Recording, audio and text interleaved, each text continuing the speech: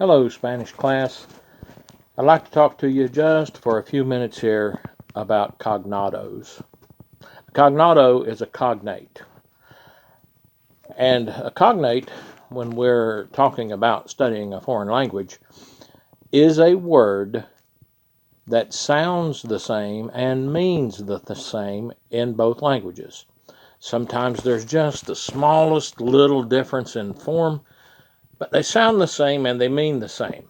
For instance, vision, we know that means your sight. And in Spanish, all you got to do is put an accent mark over the O and it becomes visión. It sounds the same and it means the same. Version is versión. Admission, admisión. Television, televisión. Definition, definición. Attention, atención. Invention, invención. And convention, convención.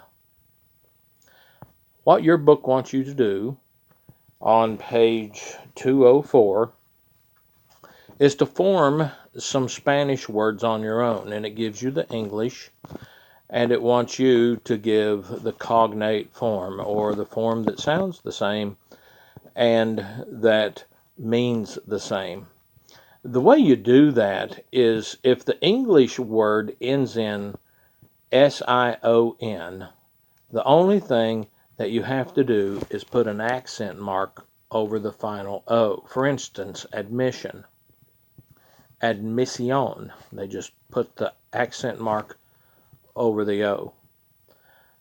If the English word ends in T-I-O-N, shun, they change the T to a C and then put an accent mark over the O.